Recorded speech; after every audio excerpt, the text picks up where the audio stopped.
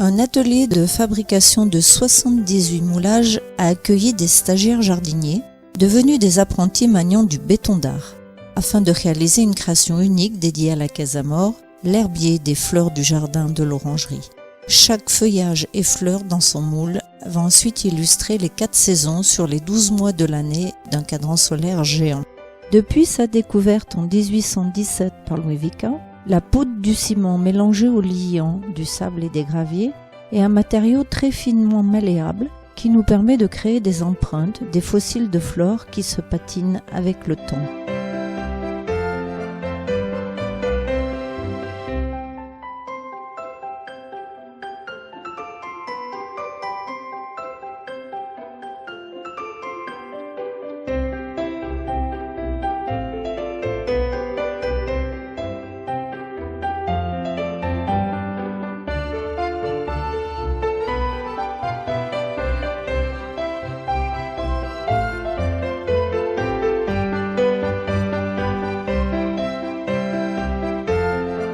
Bastien et Valentin perpétuent patiemment un savoir-faire traditionnel de moulage en ciment prompt pour une création architecturale du 19e et sa renaissance par des créations d'aujourd'hui.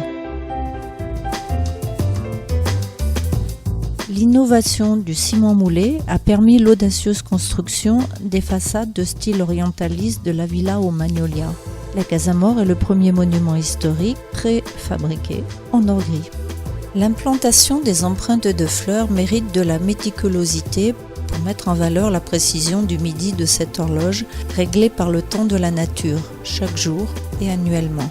La course journalière du soleil se lie du lever du soleil à l'est sur la Bastille, à midi au sud et son couchant à l'ouest sur le Vercors. Le nord est marqué par un bassin jardin en forme de polygone étoilé, orienté selon les 4 points cardinaux. Le parvis est un jardin minéral et un observatoire des étoiles. Les visiteurs et les internautes incrédules apprennent à lire l'heure locale, les mouvements apparents de l'astre solaire. De nos jours, le monument vit à l'heure solaire de 8 créations gnomoniques des cadraniers de l'atelier. Été 2014, les maçons MRB réalisent un radier de béton pour le scellement définitif de toutes les empreintes de la flore cueillies dans les jardins en terrasse. Chaque moulage pèse 22 kg.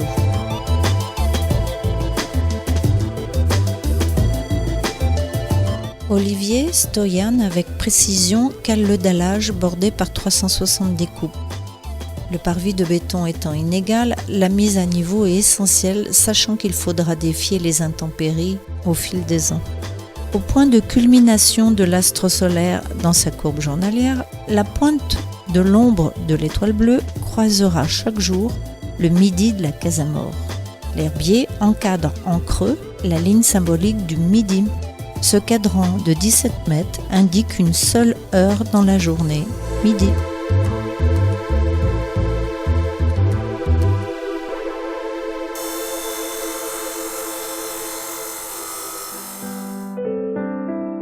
Observez la pointe de l'ombre de l'étoile qui indique le temps solaire.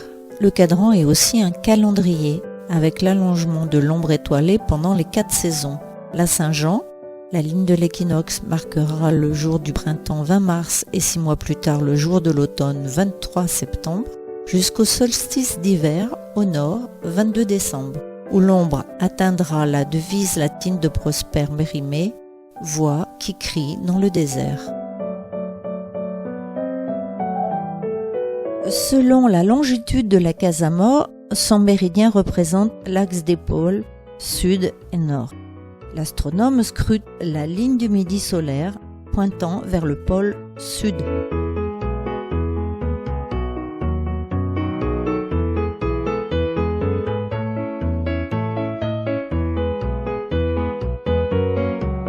Elle est prolongée dans le jardin avec un alignement de myrrhe, des étoiles bleues et des boules planètes.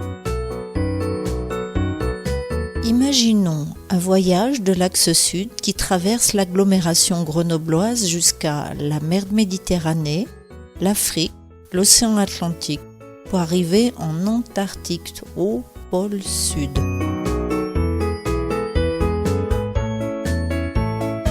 L'étoile bleue, les enseignes de la Casa Amor, enseignant le bon lait, sont des repères révélant des strates d'histoire.